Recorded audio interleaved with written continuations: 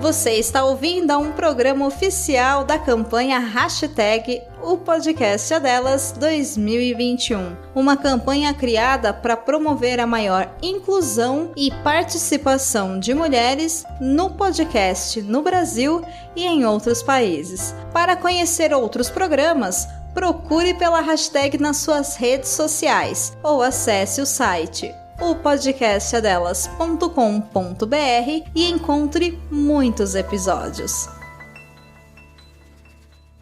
Este podcast é recomendado apenas para maiores de 18 anos. Sexo Explícito. O podcast para você gozar a vida.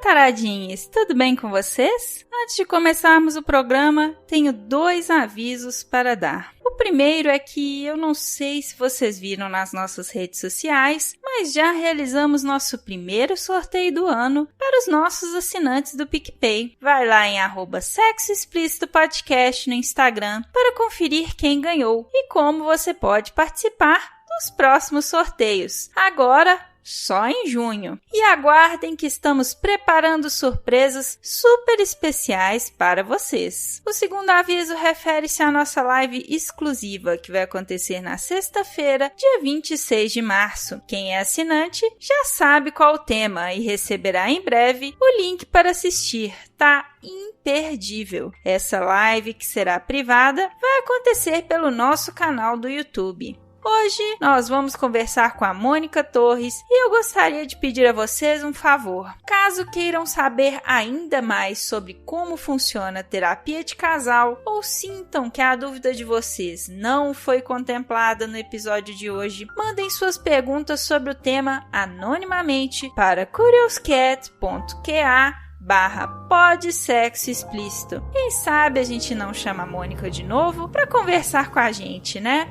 Então, bora começar esse episódio? Olá, taradinhas! Tudo bem com vocês? Hoje eu trago a terapeuta de casal da Sextima, Mônica Torres, para conversar um pouquinho com a gente. Oi, Mônica, bem-vinda! Oi! Muito obrigada. Tudo bem? Tudo ótimo. Conta um pouquinho pra gente a respeito de como que é o trabalho desenvolvido lá na Sextima. Eu sou psicóloga, eu tenho formação em terapia de casal. Eu atendo tanto individualmente quanto casal, com um enfoque nos conflitos. Então, lá na Sextima, nós temos 2 profissionais, que é o Rodrigo Torres, que vocês bem conhecem, que é o psicólogo e sexólogo, que trabalha com a parte da terapia sexual. E temos também a Graziela, que é psicóloga e é terapeuta sexual em formação. Então, eu fico com a parte da terapia de casal com enfoque nos conflitos, quando é na parte relacional. E a parte sexual fica com os outros 2 profissionais. Me diz uma coisa, você é psicóloga e já lida com a terapia de casal tem quanto tempo? Já tem 11 anos que eu trabalho com casais. Bom, eu te trouxe aqui hoje para a gente explicar um pouquinho para os ouvintes a respeito do que é a terapia de casal, porque eu tenho a impressão que muitos deles não sabem como essa terapia funciona. Suponhamos que eu e o meu parceiro ou a minha parceira, a gente chega no seu consultório buscando essa terapia. Como que funcionaria uma primeira consulta? A terapia de casal, ela é uma variável da terapia familiar. Então, ou seja, os fundamentos teóricos e orientações, técnicas que a gente aplicaria num trabalho com a família é aplicado ao casal, né? O casal, ele é um subsistema do sistema familiar. Então, só que no caso da terapia de casal, o foco terapêutico é no casal e nas suas interações. Então, geralmente, um casal procura quando ele está com algum problema que envolve a parte conjugal, que envolve os dois. Não é um problema de cunho individual, é um problema relacional. casal. Então, o casal que busca a terapia, ele geralmente busca a terapia quando ele está com algum problema, quando ele está com alguma crise, enfrentando algum conflito e ele não consegue resolver esse conflito. Então, geralmente é assim, quase que 100% das vezes o casal procura a terapia quando ele está com algum problema. Infelizmente, ele não procura a terapia de casal de uma forma preventiva. Interessante você falar disso, porque eu acho que tem muitos casais que pensam que às vezes, né, tem problemas no casamento, mas que talvez eles não sejam graves a ponto de precisar de terapia de casal. Esse é um raciocínio correto ou tem um pouco de preconceito nisso aí? Tem um pouco de preconceito e um pouco de falta de informação. Eu tento muito divulgar isso para que os casais, eles não pensem que a gente só deva buscar a terapia quando tem um problema. Por quê? À medida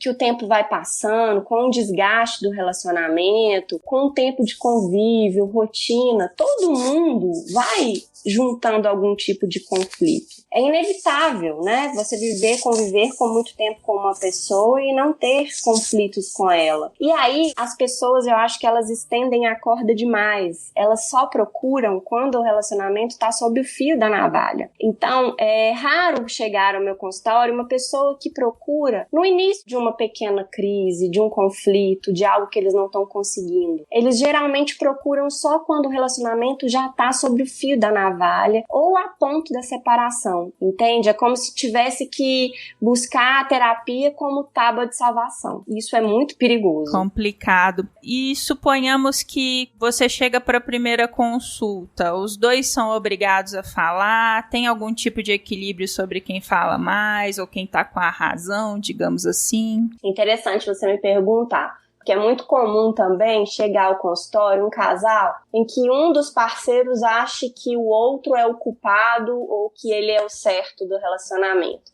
E aí ele chega já dizendo assim, olha, eu vim aqui só porque ela quis ou porque ele quis, porque quem tá errado aqui no relacionamento não sou eu, é ela. Por exemplo, é importante que o casal já se desprenda desse pensamento preconceituoso e pense que o problema é dos dois, porque eles vivem uma vida em conjunto, uma vida em parceria, e não me interessa de quem que parte a demanda, se a demanda é mais dela ou dele. Há um problema, então vamos identificar o problema e tentar solucionar. Não se apegar ao fato de que ela é a mais problemática da relação e eu sou o santo. Muitas vezes, Priscila, o casal espera de mim um veredito final, uma sentença, espera que eu diga quem é o errado e quem é o certo do relacionamento. E eu sempre digo, gente, eu não sou juíza, eu não tô aqui para dar esse veredito, essa sentença final. Dentro de um relacionamento não tem o certo e tem o errado.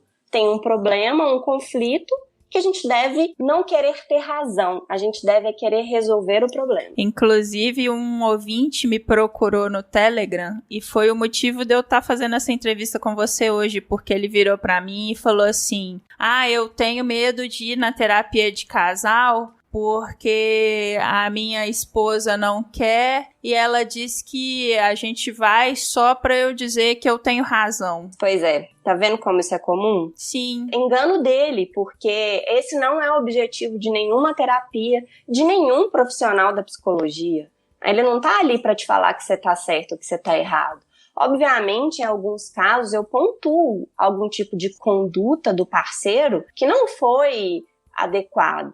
Mas eu não tô ali para dar esse veredito, essa sentença. Então eu acho que é necessário desmistificar um pouco essa questão da terapia de casal, né? Infelizmente, muitas pessoas ainda acreditam que os casais só devam procurar a terapia para identificar quem é o certo e quem é o errado, como se fosse para dar mais créditos, né, a um dos parceiros. O meu objetivo é psicoeducar o casal para que ele aprenda, através das ferramentas que eu vou passar para eles, a ter uma relação conjugal mais saudável, mais satisfatória. E como que você e o Rodrigo identificam quando a terapia tem questões sexuais envolvidas, e aí é com ele, e não tem essas questões, e aí é com você? No primeiro contato, eu já faço algumas perguntas para identificar se o conflito maior, o que levou eles a buscar um terapeuta, tem a ver, primeiramente, com a parte sexual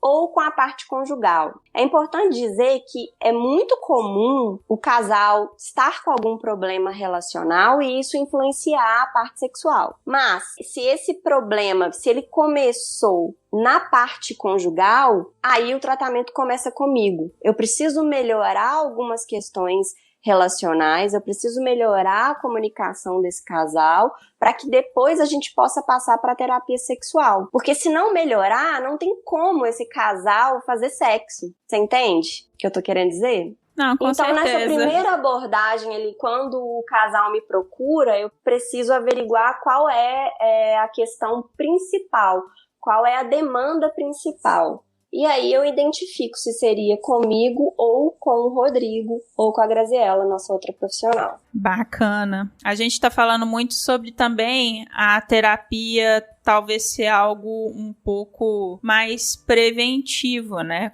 Surgir a partir de problemas comunicacionais leves, assim. Mas existe algum tipo de termômetro que o casal pode usar, tipo, para saber que agora é o momento de recorrer à terapia? Existe algum tipo de sinal que a pessoa pode se atentar com relação a isso? Eu acho que nós não fomos educados. Eu acho que a gente é muito focado na doença e não na saúde. Eu acredito que isso tem até melhorado. Acho que hoje em dia a gente se preocupa mais com a nossa saúde, se preocupa em comer melhor, em fazer exercício físico, para evitar a doença. Então eu acho que isso está até mudando, mas ainda é muito frequente esse pensamento de que tem que estar muito ruim e desgastado, né? Eu acho que significasse fim do relacionamento, significasse que aquele relacionamento não é mais funcional. As pessoas ficam esperando, talvez, um sinal, né? Uma grande briga, uma grande crise. E como nós não tivemos essa educação mais preventiva, né, do prevenir é melhor do que remediar, eu te diria que o casal pensasse muito se aquele tipo de conflito ele é algo repetitivo. Então, talvez, Priscila, eu possa te falar que o sinal seja a repetição de algum tipo de conflito. Se esse conflito se repete frequente, se ele está frequente, isso talvez seja um sinal de que eles precisam procurar uma terapia de casal preventiva. Às vezes o casal briga sempre pelas mesmas coisas, né? Exatamente. Tem sempre um mesmo motivo, não sei, por exemplo, ciúme, ou é uma insegurança, ou os casais brigam muito, a dificuldade de divisão de tarefas em casa, né? Principalmente em pandemia, que todo mundo foi pro home office, um motivo muito frequente de conflitos de casal.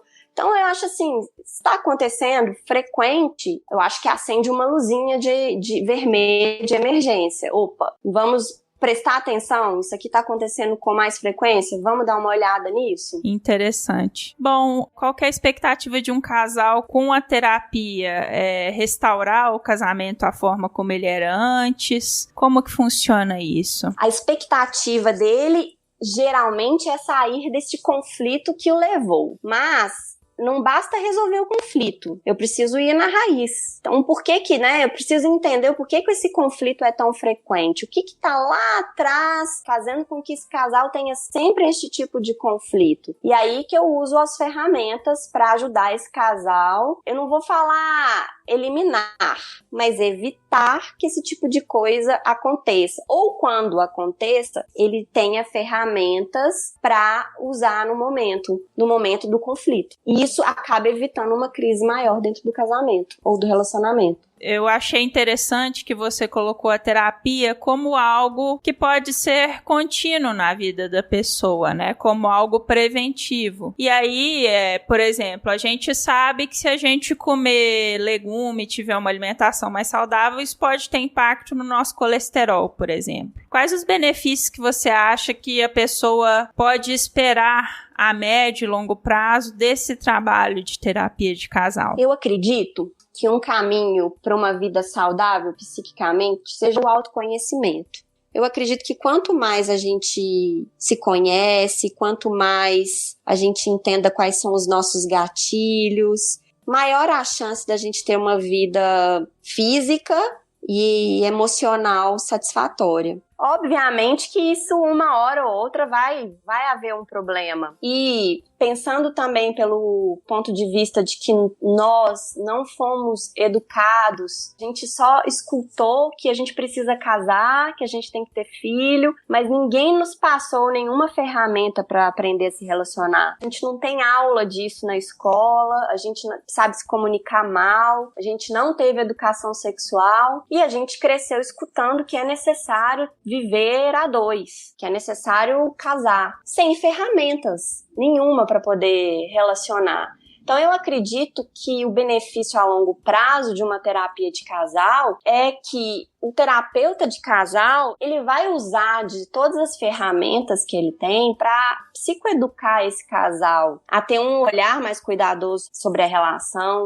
a ter um olhar que previne crises de desgastes desnecessários. O terapeuta vai dar ferramentas que façam com que esse casal possa se munir de instrumentos, de um olhar mais cuidadoso da relação. Então eu acho que o benefício a longo prazo, ele é muito grande, ele é muito bom. Ah, interessante. Eu acho que quando o casal às vezes vai para terapia e passa por esse processo e às vezes cada um decide seguir um caminho diferente, às vezes a pessoa pode achar que a terapia, entre aspas, falhou. Você acha que existe isso de considerar que a terapia, entre aspas, não deu certo? O divórcio pode ser um resultado desse processo? Muito bom você falar isso. Outro mito da terapia de casal é que terapia de casal serve só para salvar o relacionamento, para que o casal não se separe. Não. Terapia de casal tem dois caminhos. Um é o caminho do recasamento, que é o caminho da reconexão. É fazer com que esse casal fique juntos e bem. O outro é o caminho da separação. E ele existe. Muitas vezes o casal precisa de uma terapia de casal para entender e ver que o caminho da separação é o melhor caminho. E separação, gente, é para dois, é para relacionamento. A gente tem que parar de demonizar a separação. Ela é um caminho saudável também. A gente tem um pouco de medo, de receio de se separar, de ver que separação é um caminho, de falar que não deu certo porque se separou. Não, deu certo durante um tempo, mas chegou um momento em que esse casal precisa encerrar esse ciclo. Então não tem essa, não valeu a pena porque o casal se separou.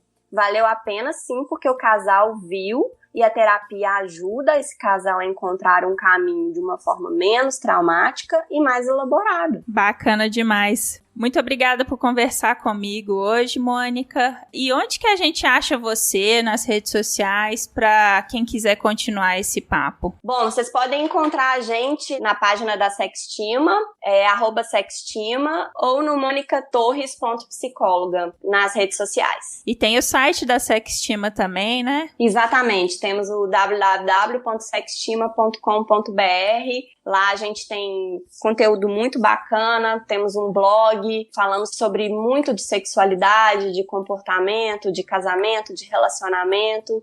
É um site bem legal. Bacana demais. Mônica, muito obrigada por conversar com a gente. Sei que a agenda tá apertada, né? Muita gente, né, precisando conversar com vocês. Obrigada por ter tirado esse tempo. Imagina, Priscila, obrigada a você pelo convite. Abraço. Um abraço. Se toca. Já falamos aqui no Sexo Explícito sobre a importância de desconstruir tabus ligados à religião. No dia a dia, muitos de nós têm contato com pessoas das religiões católica e evangélica, as duas com o maior número de adeptos no Brasil. Mas muitas pessoas não conhecem praticantes do islamismo, chamados de muçulmanos. Talvez também por isso, pela falta de contato, a prática desta religião em si é vista com muito preconceito em todo o mundo. Hoje eu quero falar de um livro que se propõe a explorar a sexualidade de mulheres muçulmanas, mas que eu não sei se consegue fazer isso. Amêndoa, Memórias Eróticas de uma Mulher Árabe, foi lançada em 2005, de autoria de Nedma, um pseudônimo feminino. É a história de Badra, uma mulher na casa dos 50 anos que decide contar suas aventuras sexuais que, segundo ela, fogem do convencional, do que é esperado de uma mulher árabe. Li esse livro cheio de expectativas de que talvez ele fosse fugir do lugar comum, do que a gente sempre vê retratado em filmes ou séries, do que seria a vivência de uma mulher árabe. E eu me decepcionei nesse sentido, especialmente ao ler críticas de outras mulheres árabes a respeito da obra. Mas, se você lê o livro como uma ficção para apimentar o seu imaginário apenas, ele funciona bem. As descrições de Badra das relações sexuais que ela testemunha e vivencia dialogam muito com as vivências de muitos de nós, independentes de terem sido vividas por um habitante do Marrocos ou da França. Ela fala de fantasias e desejos que habitam a imaginação das pessoas desde sempre. E sobre esse prisma, o livro pode ser um bom entretenimento, sem muito compromisso com o que de fato é a vivência de uma mulher muçulmana e com algumas incoerências históricas e geográficas, além de conter gatilhos de homofobia, violência contra a mulher e abuso, especialmente nos últimos capítulos. Amêndoa, Memórias Eróticas de uma Mulher Árabe, parece ter sido escrito por alguém, seja homem ou mulher, mais comprometido com descrever cenas sexuais explícitas em um cenário exótico. Dá para separar alguns trechos e ficar só com eles. Essa é uma recomendação com ressalvas, como vocês já devem ter percebido. Eu fiquei um pouco decepcionada com esse livro, mas eu decidi compartilhar aqui com vocês o que eu achei de qualquer forma. Então, se aparecer para vocês como sugestão, ou se vocês tiverem a oportunidade de ler Amêndoa, Memórias Eróticas de uma Mulher Árabe, saibam que é um livro para você ler com um senso crítico um pouco apurado. Tem coisas boas que dá para aproveitar, mas também tem coisas que não são tão legais. Beleza? Quem conta um conto?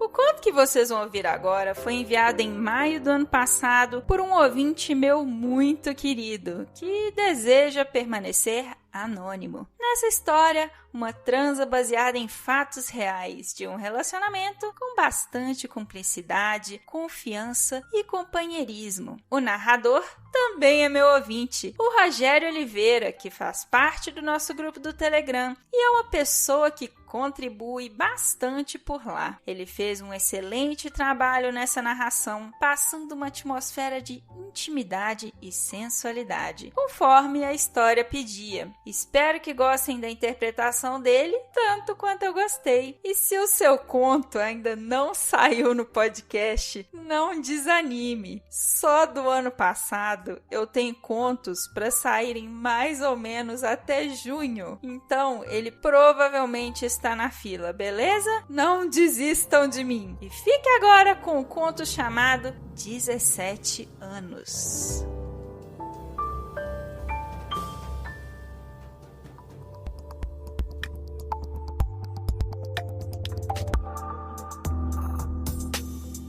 "17 anos. Deixei nossa filha na escola e ao invés de voltar ao escritório fui para casa, conforme combinamos. Chegando no quarto, me deparei com você deliciosa, com aquele body de renda branco, incensos, luz fraca, ar-condicionado no máximo e com um álbum novo da Nora Jones. Você deitada na cama, com aquela cara de safada. Só pensei nos momentos anteriores, quando você prova a lingerie. Eu sei que você se toca, se olha no espelho, se sente a mulher mais gostosa do mundo, se molha toda só com um trabalho mental para prever o que está por vir. Minha roupa já fica no chão e nós nos beijamos muito. Sinto seu perfume, você sente o meu. Nossas peles se roçam, seus seios estão enrijecidos. Meu pau completamente duro desliza por entre suas pernas, raspando pela renda toda molhada. Deitamos na cama e sem ninguém falar nada, você fica por cima e eu por baixo. Você lambendo a cabeça do meu pau e eu me deliciando com seus sucos e cheiros maravilhosos. Lambo devagarinho, começando pelo clitóris até o seu cozinho, sem usar as mãos. Isso não dura muito tempo. Você faz isso só para me agradar. Você é uma mulher rara, que gosta de sentir com os olhos fechados você em cima do pau duro, entrando devagarinho, sentada, enquanto nos mordemos e nos beijamos loucamente. Não é a penetração frenética que te faz gozar, e sim a cumplicidade, os beijos, os sons, os cheiros e provavelmente nosso encaixe perfeito. E assim foi.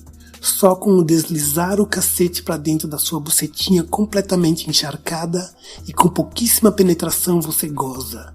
E eu, telespectador desta cena, tenho convicção que tenho orgasmos também. Tamanho o prazer que sinto no corpo todo ao te ver assim. E eu te conheço há muito tempo. Junto com a penetração, ora lenta, ora mais rápida, você sempre fica muito sensível. Não demora muito, você pega meu pau completamente melado e desliza na porta da sua bunda. Isso não é para me agradar, safada. Você quem manda. Você faz movimentos de vai e vem, toda lânguida, se sentindo a rainha do universo. Me deixa louco assim. Com os gemidos, você se retorcendo, sentindo o cacete entrando naturalmente, devagarinho, você toda receptiva. Como você é safada. Agora você pede penetrações rápidas e fortes. Nós dois sabemos que isto dura pouco, porque logo ficaremos muito sensíveis. E assim, atendo aos seus comandos. Você goza loucamente, sem se tocar, com gemidos deliciosos intercalados por beijos molhados. O auge do meu tesão chega no pico, e desta vez não quero controlá-lo. O orgasmo vem com ejaculação desta vez. Então, você cai desfalecida em cima do meu corpo igualmente imóvel. Que delícia, que paixão, que cumplicidade, como sempre. Tomo uma ducha, te dou um beijo maroto de despedida. Sussurro eu te amo. E retorno para o escritório. Ficamos orgulhosos com mais uma transa digna de nossos 17 anos de relacionamento.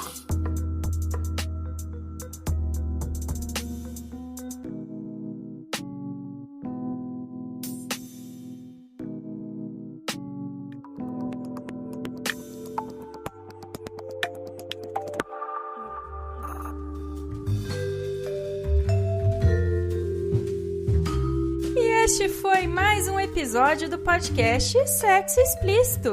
Foi bom pra você? Com edição e vinhetas dela mesma, Cafeína, do podcast Papo Delas, eu me despeço. Lembrando que todas as informações sobre esse e os demais episódios estão em sexoexplicitopodcast.com.br. Nosso site é o melhor lugar para você ouvir o nosso podcast. Agradecendo aos meus contribuintes do mês de fevereiro pelo PicPay: Mariana Foster, Magno Leno, Tabata Lima, Cleide Fernandes, Rogério Oliveira, Guilherme Fioroto, Raquel Dávila Marques, Ryan Carlos, Souza de Lucas. Obrigada demais por apoiarem o Mulher Podcaster. Estamos no Instagram, no @Sexo Explícito Podcast. E você também pode me ouvir em qualquer agregador de podcast de sua preferência, além de Deezer, iTunes, Google Podcast e também no YouTube. E aí, o que você está esperando? Bora gozar a vida?